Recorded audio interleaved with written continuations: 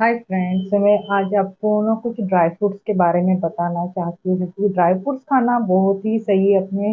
Health के लिए, अपने स्किन के लिए, अपने हेयर के लिए। लेकिन ड्राई फ्रूट्स की मात्रा कितनी होनी चाहिए, और आज मैं आपको काजू के बारे में थोड़ी इंफॉर्मेशन देना चाहती हूँ कि काजू आपको कब खाना चाहिए जिसकी वजह से आपको उसको ज़्यादा हेल्थ बेनिफिट्स मिल सके, कितनी क्वांटिटी में खाना चाहिए, कौन से डिसीज को आप क्योर कर सकते हो, उसमें अपने काजू खाने से अपने बॉडी पे इफेक्ट और साइड इफेक्ट क्या होते हैं, इसके बारे में मैं आज पूरा इंटरेस्टिंग वीडियो ये होने वाला है कि काजू खाने के फायदे क्या है और थोड़े से नुकसान के बारे में भी बताना चाहती हूँ। तो आपको क्या करना चाहिए, फर्स्ट टाइम मेरे चैनल पे आए तो प्लीज मेरे चैनल को क्या फायदे होते हैं। काजू जो है ना, ये एक फल के स्वरूप में रहता है जो सुखाने के बाद ड्राई फ्रूट्स के तौर पे अपन ज्यादा खाना पसंद करते हैं। लेकिन मैं आपको बता दूं कि आयुर्वेद में बहुत सारी बीमारियों के इलाज में काजू यूज किया जाता है। वैसे तो हम काजू कतली खाते हैं, कुछ काजू का हलवा खाते हैं, डेली लाइफ में काजू भी खाते हैं, या मतलब नॉनवेज बनाना हो तो अपन काजू के पेस्ट बनाते हैं या पनीर में डालते हैं, डिशेस में गार्लिंग करने के लिए भी आप काजू यूज कर सकते हो।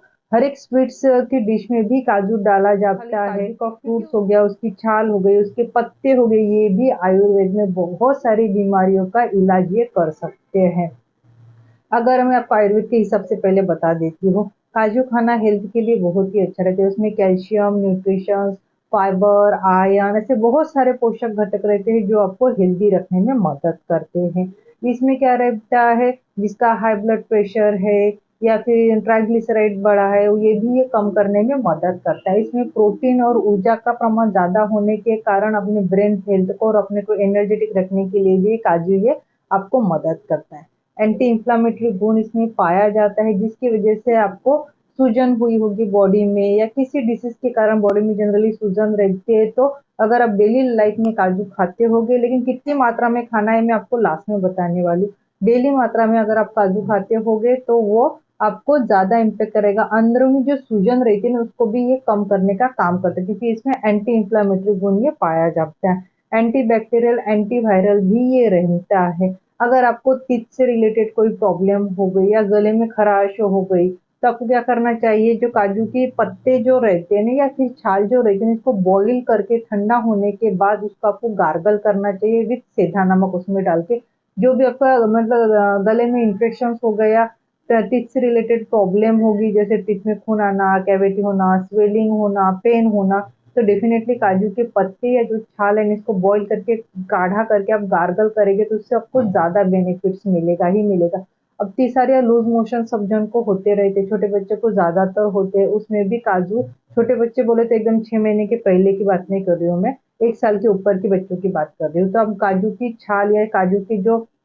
पत्ते रहते हैं ना उसका भी आप काढ़ा बना के उसमें थोड़ा सा हनी डाल के आप उसको अगर बच्चे को 2 टाइम देते होगे, आप खुद भी अगर लूज मोशन हो गए, दस्त हो गए, तो उसमें भी आपको ज्यादा बेनिफिट्स ये मिल रहा है। ये कुछ मैं बता रही पूरे आयुर्वेद के हिसाब से बता रही, तो उसमें भी ये ज्यादा से ज्यादा बेनिफिट्स आपको ये करता है, क्योंकि इसमें बहुत सारे पोषक घटक रहते हैं जिसकी वजह से आपकी हेल्थ ये अच्छी रखने में मदद करता है। उसी से आपको गैस होगी, एसिडिटी होगी, या अदर कोई प्रॉब्लम, मतलब डाइजेस्टिव सिस्टम से अदर कोई प्रॉब्लम हो गया ना, तो तभी भी आप इसको खा सकते हो। लेकिन कब, जब आपके डाइजेस्टिव सिस्टम प्रॉपर वर्क करती है। अगर आपने कह दिया कि नहीं मुझे बहुत ज्यादा गैसेस हो रही है या बहुत ज्यादा एसिडिटी हो रही है तब मैं लेती हूँ, तो उसका थोड़ा सा, अगर ज्यादा मात्रा में आप लेते हो सेंटेंस से, अगर आप ज्यादा मात्रा में उसको उस टाइम लेते होगे तो आपकी ये प्रॉब्लम बढ़ सकती है। सेंटेंस से ज्यादा मात्रा में अगर आपको गैस है, एसिडिटी है या पाचन संस्था से कुछ प्रॉब्लम है, और तब आप काजू का प्रमाण ज्यादा खा रहे हो या फिर उसका काढ़ा करके पी रहे हो, तो वो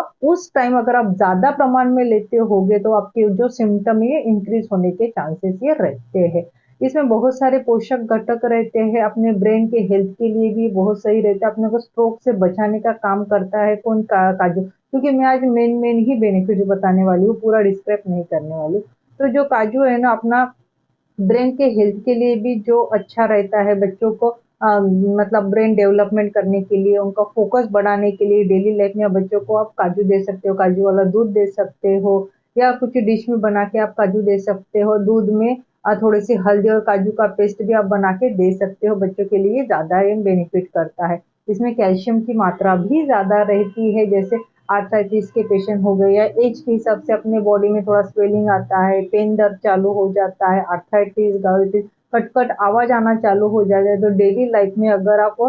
दूध में काजू डाल के पीते होगे और ऊपर से हल्द अगर आप डालते होगे, हल्दी हल्दी पे भी मेरे 2-3 वीडियो हो चुके हैं, देखना है तो आप डेफिनेटली मेरे पिछले वीडियो देख सकते हो, जिसकी लिंक मैं डिस्क्रिप्शन में ऐड कर चुकी हूँ। तो हल्दी वाला दूध और उसमें काजू की पेस्ट अगर आप डालते होगे तो वो भी ज़्यादा बेनिफिट करेगा, क्योंकि हल्दी ऑलरेडी एंटी इन्फ्लामेटरी रहती है, काजू भी एंटी इन्फ्लामेटरी रहते हैं, तो वो ज़्यादा बेनिफिट करेगा, अपने को बोन को स्ट्रॉन्ग करने में भी ये मदद करता है। आपका शुगर लेवल भी ये कम करता है, क्योंकि इसमें ट्राइग्लिसराइड जो घटक रहता है ये अपनी शुगर को नहीं बढ़ने देता है। इसमें और ऐसे कुछ पोषक घटक रहते हैं जिसकी वजह से आपका शुगर लेवल ये मेंटेन रखने में ये मदद करता है। और मैं एक बात बता देती हूँ, काजू में कोलेस्ट्रॉल बिल्कुल नहीं रहता है, लेकिन इसमें फैट रहता है। ध्यान से सुनो, कोलेस्ट्रॉल नहीं रहता है लेकिन इसमें फैट रहता है। तो अगर आपको मतलब ये हार्ट के लिए अच्छा है, आपका हार्ट फंक्शंस प्रॉपर करने में मदद है। लेकिन अगर आपको हार्ट से रिलेटेड कोई प्रॉब्लम है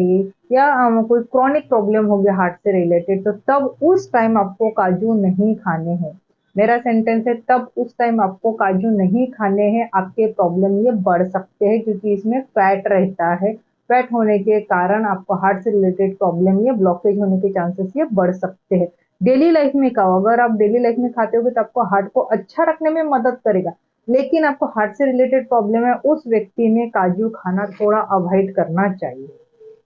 इसमें कैल्शियम की मात्रा ज़्यादा रहती है, तो डेफिनेटली क्या मतलब जिनको किडनी स्टोन के पेशेंट है, क्योंकि इसमें कैल्शियम के साथ ऑक्जेलिक नामक कैल्शियम ही ज़्यादा प्रमाण में पाया जाता है, तो उन लोगों को भी, किडनी स्टोन के पेशेंट को भी ये खाना नहीं चाहिए काजू, क्योंकि उनका मतलब किडनी स्टोन से रिलेटेड प्रॉब्लम, किडनी की साइज बढ़ सकती है, तो तभी भी आपको ये नहीं खाना चाहिए। जिसको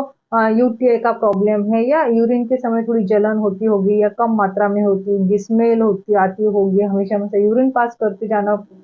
जाना पड़ता है, तो उन लोगों के लिए भी काजू बहुत ही बेनिफिट्स करता है। काजू का आप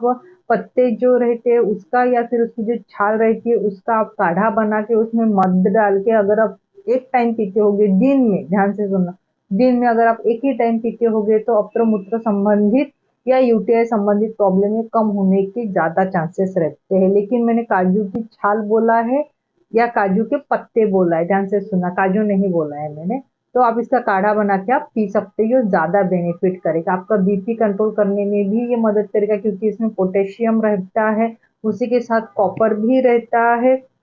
और मैग्नीशियम रहता है, तो जो अपने बीपी भी कंट्रोल करेगा, अपने बोन को भी हेल्थ रहेगा, अपने हार्ट को भी हेल्दी रखने में डेफिनेटली ये मदद करता है। उसी के साथ आपकी स्किन के लिए भी बहुत ही ज़रूरी रहता है, क्योंकि इसमें ऐसे कुछ पोषक घटक रहते हैं जिसकी वजह से आपकी स्किन को मॉइस्चराइज़र करने का ये काम करता है, और आपकी जो पिंपल्स, रिंकल्स है इसको धीरे-धीरे कम करेगा। फटाक से कोई भी चीज़ नहीं होने वाली है, और डेली लाइफ में अगर आप काजू खाते होगे तभी बेनिफिट मिलेगा, अदरवाइज आपको बेनिफिट्स नहीं मिलेंगे। दिन भर में खाली 4 ही काजू खा सकते हो, कितने? दिन भर में खाली 4 ही काजू खा सकते हो, तभी उसके इफेक्ट मिलेंगे। अगर आपने ज़्यादा प्रमाण में खाया तो उसके डेफिनेटली आपको साइड इफेक्ट मिलेंगे। शुगर के पेशेंट भी काजू खा सकते हैं, लेकिन 4 ही खाना है, ज़्यादा नहीं खाना है। भोजन उसके काजू की मतलब काजू कतली खाते हैं, रोस्टेड करके खाते हैं, अलग-अलग प्रकार के खाते हैं, तो उसमें कैलोरी की मात्रा कितनी है, उसमें शुगर की मात्रा कितनी है, उसकी वजह से ही आपका शुगर बढ़ेगा या कम होगा, वेट बढ़ेगा या कम होगा।